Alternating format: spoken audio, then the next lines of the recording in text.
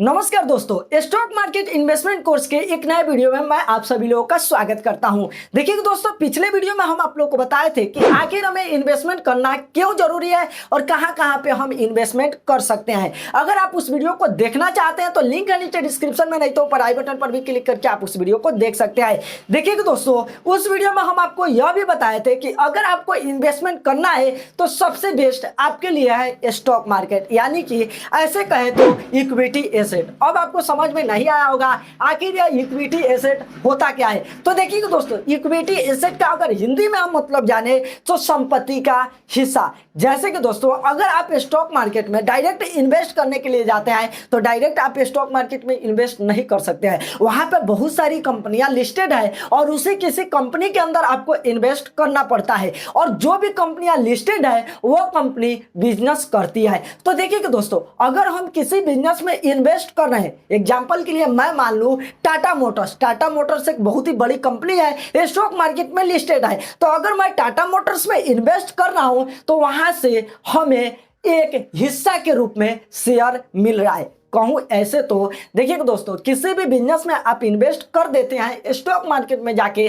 तो वहां पर दोस्तों उस कंपनी का आप एक हिस्सा हो जाते हैं। जैसे कि अगर मैं टाटा मोटर्स में इन्वेस्ट कर दूं तो टाटा मोटर्स जो कंपनी है ना, उस कंपनी का कुछ हिस्सा मुझे मिल जा रहा है। यूं कहे तो उस कंपनी में मेरा भी मालिकाना हक बन जा रहा है। वह भले ही हमारे पास एक ही शेयर क्यों ना हो, उस कंपनी में मेरा भी हिस्सा बन चुका है। तो यह जो कंपनी से हमें हिस्सा के रूप में शेयर मिलता है, इसी को हम इक्विटी एसेट कहते हैं। तो अब दोस्तों आप अच्छा तरीका से समझ गए होंगे कि आखिर यह इक्विटी एसेट होता क्या है। अब दोस्तों, यहां पर जो भी लोग स्टॉक मार्केट इन्वेस्ट करने के लिए आते हैं वो लोग बिगिनर होते हैं, उन्हें कुछ भी स्टॉक मार्केट के बारे में पता नहीं होता है। तो कुछ ऐसी जानकारियां हैं जो कि उन्हें देना बहुत ही ज्यादा जरूरी है। जैसे कि व्हाट इज स्टॉक मार्केट, आखिर यह स्टॉक मार्केट है क्या। अगर स्टॉक मार्केट को आप आसान से भाषा में समझना चाहते हैं तो स्टॉक मार्केट एक ऐसी जगह का नाम है जहां पे इन्वेस्टर या ट्रेडर्स अपने स्टॉक को बाय या सेल करते हैं।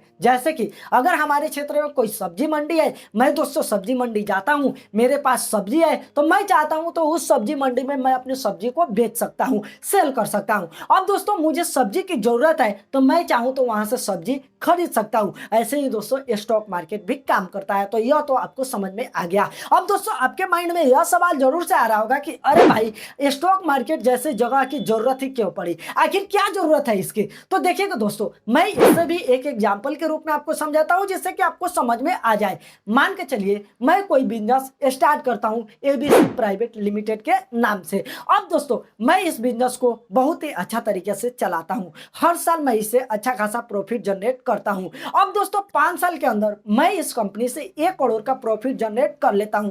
अब दोस्तों मेरा यह बिजनेस अच्छा खासा चल रहा है, मैं चाहता हूं कि इस बिजनेस को पूरे इंडिया में एक्सपेंड करूं जिससे कि हमारा बिजनेस बढ़े, हमारा कंपनी बड़ा हो और ज्यादा से ज्यादा हम पैसा कमाएं। अब दोस्तों यहां पर जब मैं जोड़ने के लिए आता हूं, हिसाब किताब करता हूं, तो दोस्तों मुझे पता चलता है कि पूरे भारत में मुझे अगर अपने बिजनेस को एक्सपेंड करना है तो मुझे कम से कम 50 करोड़ रुपए चाहिए। अब भैया ये अब काफी बड़ा रकम हो जाता है। तो दोस्तों जो लोग नए बिजनेसमैन होते हैं उनके पास तो इतना पैसा होता नहीं है, तो उनके पास 2 ऑप्शन होता है इस पैसा को जुटाने के लिए। सबसे पहला कि वो बैंक के पास जाए, बैंक से लोन ले और बैंक को इंटरेस्ट पे करे, ब्याज दे। लेकिन दोस्तों जो नए बिजनेसमैन होते हैं ना, उनके लिए भैया ये ब्याज वाला जो झमेला है ना, काफी बड़ा झमेला है, आगे चल के बहुत ही ज्यादा दिक्कत हो जाता है। तो इसे मैं दोस्तों स्किप कर देता हूं। अब दोस्तों मेरे पास जो दूसरा ऑप्शन है वो है कि मैं अपने कंपनी का कुछ शेयर बेच दूं इन्वेस्टर को और मैं इन्वेस्टर से मैं पैसा ले लूं, पब्लिक को मैं अपने कंपनी का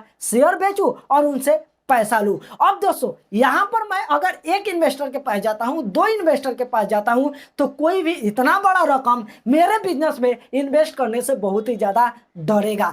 अब दोस्तों डरेगा तो दोस्तों मुझे एक दो इन्वेस्टर से काम तो हमारा चलेगा नहीं। अब यहां पर हमें चाहिए बहुत सारा इन्वेस्टर। अब बहुत सारा इन्वेस्टर चाहिए तो यह बहुत सारे जो इन्वेस्टर है ना, वो हमें एक ही प्लेटफॉर्म पे मिल जाएंगे जिसका नाम है स्टॉक मार्केट। तो यहीं से स्टॉक मार्केट का कॉन्सेप्ट स्टार्ट होता है। तो यह तो दोस्तों आप समझ ही गए। अब दोस्तों हम बात करते हैं कि आखिर हम इन्वेस्टर से, पब्लिक से पैसा कैसे ले सकते हैं और हम अपना शेयर कैसे दे सकते हैं। आखिर स्टॉक मार्केट में हम अपने कंपनी को किस तरीके से लिस्ट करा सकते हैं। देखिए, सबसे पहले तो आपको अपना कैलकुलेशन करना पड़ेगा कि कितना का आपको रिक्वायरमेंट है। उसके बाद दोस्तों आपको अपने कंपनी का आईपीओ लेके आना पड़ेगा, इनिशियल पब्लिक ऑफरिंग। इसमें होता क्या है कि दोस्तों लॉट में आप इन्वेस्टर को शेयर देते हैं और डायरेक्ट इन्वेस्टर से आप पैसा लेते हैं। अब दोस्तों इन्वेस्टर को शेयर मिल गया और इन्वेस्टर से पैसा कंपनी के पास चला गया।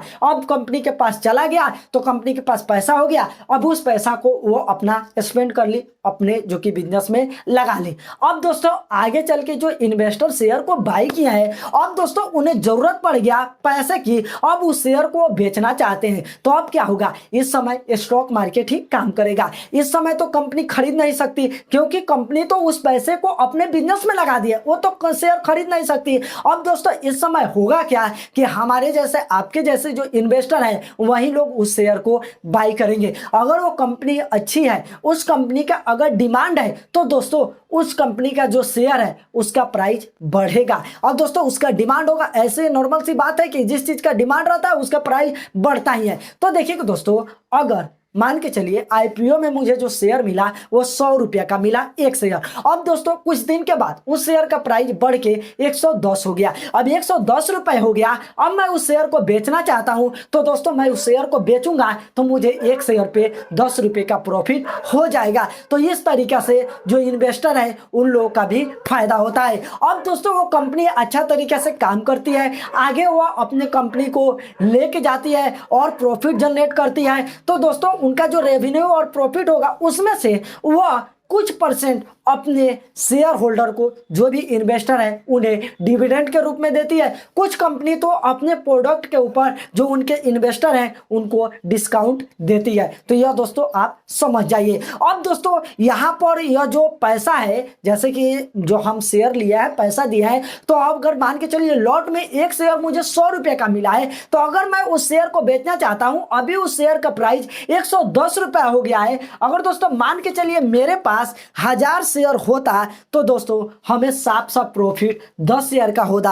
अगर दोस्तों हमारे पास 10,000 शेयर होता तो हमें 1 लाख का प्रॉफिट हो जाता। अगर 1 लाख शेयर मेरे पास होता तो दोस्तों हमें 10 लाख का प्रॉफिट हो जाता। सिर्फ शेयर का प्राइस 10 रुपया बढ़ा है, इतना पर ही। तो दोस्तों यह आप समझ गए। तो इस वीडियो में हम बात किया है व्हाट इज स्टॉक मार्केट, आखिर ये स्टॉक मार्केट है क्या, इक्विटी एसेट के बारे में हम आपको बताए। उसके बाद दोस्तों हम आपको बताए कि ये स्टॉक मार्केट क्यों जरूरी है। उसके बाद दोस्तों हम आपको बताएं कि किस तरीके से कंपनी जो कि स्टॉक मार्केट में लिस्ट होती है और किस तरीके से आईपीओ लेके आती है, पब्लिक से पैसा कंपनी कैसे लेती है। तो दोस्तों इस वीडियो में यह हम आपको बताए हैं। अगले वीडियो में दोस्तों हम आपको बताएंगे कि आखिर शेयर बाजार में निवेश कैसे हम कर सकते हैं, आखिर हम स्टॉक मार्केट में इन्वेस्ट कैसे कर सकते हैं। हाल फिलहाल इस वीडियो में इतना ही था। अगर वीडियो को हम लंबा कर देंगे तो भैया लेंथ गड़बड़ हो जा रहा है और लोग वीडियो को ज़्यादा देख नहीं रहे, इसलिए हम इस वीडियो को इतना में ही रहने देते हैं। अगले वीडियो में हम दोस्तों अगले टॉपिक पे बात करेंगे। और दोस्तों यह हमारे कोर्स का दूसरा वीडियो था। पहले वीडियो को आप देखना चाहते हैं या पूरे कोर्स को आप देखना चाहते हैं तो लिंक है नीचे डिस्क्रिप्शन में, आप जाके देख सकते हैं। चलिए दोस्तों अगले वीडियो में मिलते हैं, तब तक के लिए बाय।